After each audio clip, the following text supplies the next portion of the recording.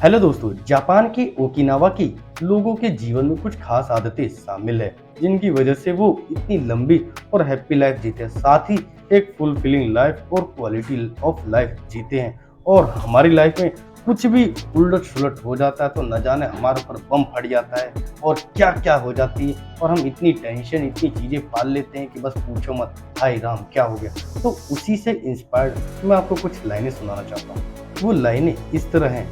अभी सूरज नहीं डूबा, जरा सी शाम होने दो। मैं खुद लौट जाऊंगा, मुझे नाकाम तो होने दो। मुझे बदनाम करने का बहाना ढूंढता है जमाना। मैं खुद हो जाऊंगा बदनाम, पहले मेरा नाम तो होने दो। आई होप आपको ये लाइन थोड़ी सी इंस्पायर कर रही होगी, क्योंकि हम अपनी लाइफ में थोड़ी बहुत ही उलट सुलट कुछ चीज होता है तो हम टेंशन में हो जाते हैं कि न जाने क्या होगा क्या होगा क्या होगा। तो इस वीडियो में हम 3 इंपॉर्टेंट लेसन जानेंगे कि वो कौन सी 3 बातें हैं जिनकी वजह से जापानी लोग लंबी उम्र जीते हैं और कैसे वो अपनी लाइफ को अच्छे से इंजॉय कर पाते हैं। जी हाँ, ये मैं आपको इकिगाई बुक की समरी तो नहीं कहना चाहता। क्यों? क्योंकि किसी बुक को लिखने में ऑथर के 1 से 2 साल का समय लगता है और उस 1 से 2 साल के समय के अंदर ऑथर अपने 20 से 25 साल के एक्सपीरियंस को आपके लिए 200 से 300 पेजेस की बुक के अंदर रख देता है। अब आप खुद सोचो कि 20 से 25 साल का एक्सपीरियंस और 1 से 2 साल बुक को लिखने में समय में उस बुक के 200-300 पेजेस की बुक को 10 से 12 मिनट की वीडियो के अंदर समराइज करना एक तरफ से तो अन्याय है, उस ऑथर के लिए अन्याय है। और अगर कोई बुक लवर होगा तो उसको भी चीज पसंद नहीं आएगी। इसलिए मैं आपको बुक समरी की बुक सीरीज लेके आया हूँ, जो कि इकिगाई बुक की सीरीज का ये दूसरा पार्ट है। पहला पार्ट आपको लिंक में डिस्क्रिप्शन में कहीं ना कहीं मिल जाएगा, तो इस वीडियो के लास्ट में आप उस वीडियो को भी देख सकते हैं। तो अब हम आ जाते हैं आज के की लेसन के ऊपर कि वो कौन सी 3 बातें हैं जिसकी वजह से जापानी लोग काफी लंबी उम्र जीते हैं। तो उसमें से पहला सबसे मोस्ट इम्पोर्टेंट लेसन आता है हमारा स्ट्रेस। जी हाँ, जापान के लोगों का मानना है कि तनाव लंबी उम्र का दुश्मन है, इसलिए एक खुशहाल जीवन जीने के लिए तनाव को हमेशा दूर रखना चाहिए।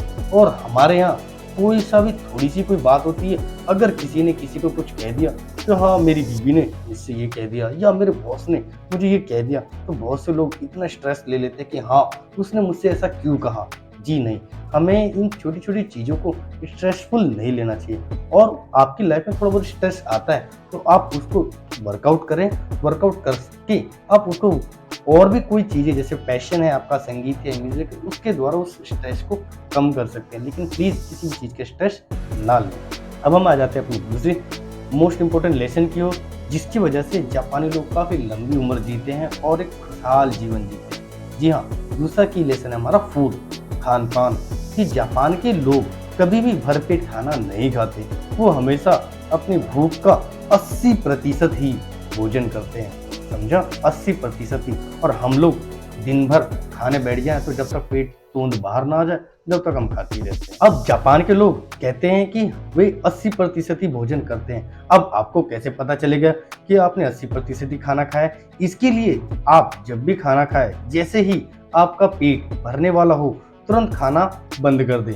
शुरुआत में शायद आपको पता ना चले, 80% भोजन खा लिया, लेकिन जैसे जैसे आप इसको करेंगे धीरे धीरे आप सीख जाएंगे।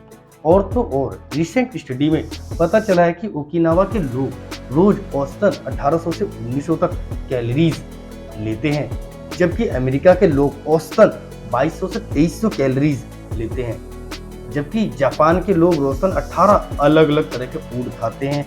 फलों और सब्जियों की 5 सर्विंग हर रोज लेते हैं, जिसमें अलग अलग तरीके की सब्जी होती हैं। उसमें शिमला मिर्च, गाजर, पालक, गोभी, आलू, फलियां, सोयाबीन और अलग अलग कई तरह की सब्जियां उनकी सर्विंग में ऐड होती है। और तो और 30% कैलोरी जापान के लोगों को सिर्फ सब्जियों से ही मिलती है। और गेहूं जापानीज लोगों की नींव है। सफेद चावल वो रोजाना खाते हैं।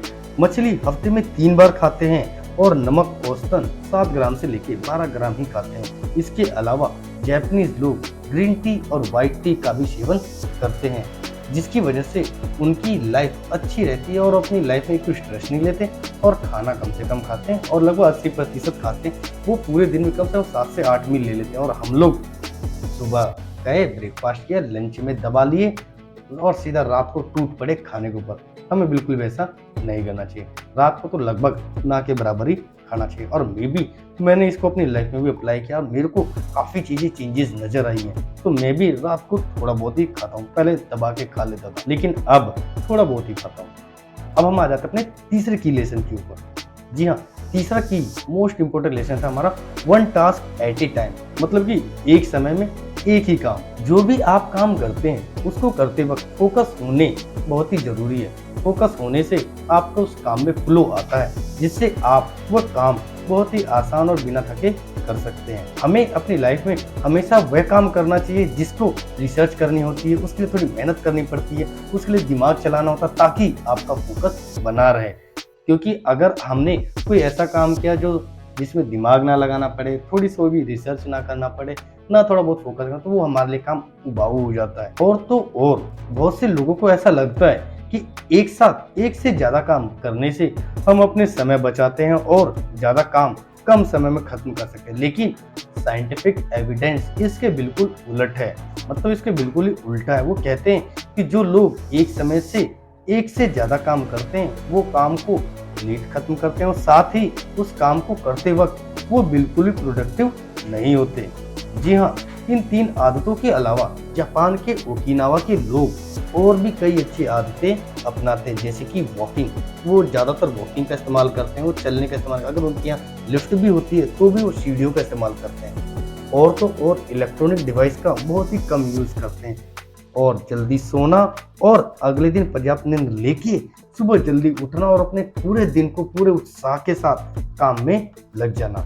आई होप आपको तीनों बातें काम की लगी होंगी और आप भी अपनी लाइफ में इनको अप्लाई जरूर करेंगे। तो हमारा पहले जो मोस्ट इंपोर्टेंट की लेसन था, अगर मैं इसको समअप करूं तो हमारा पहला की लेसन था स्ट्रेस, मतलब तनाव। हमें किसी भी चीज़ का ज़्यादा तनाव नहीं लेना चाहिए। मैं तो कहता हूँ तनाव लेना ही नहीं चाहिए। दूसरा की लेसन था हमारा फूड, कि हमें कोई भी खाना ज़्यादा से ज़्यादा नहीं खाना चाहिए। हमारा अपने शरीर के हिसाब से पेट में जैसे हमारा 80% खाना पहुँचे तो हमें खाना खाना बंद कर देना चाहिए। और तीसरा most important, one task at A time, कि एक समय में एक ही काम हमें करना चाहिए जिससे कि हमारी प्रोडक्टिविटी बनी रहे। आई होप आपको वीडियो अच्छी लगी होगी और पहले पार्ट के लिए आप वीडियो पे क्लिक कर सकते हैं, जिससे कि आप इसका पहला पार्ट देख सकते हैं।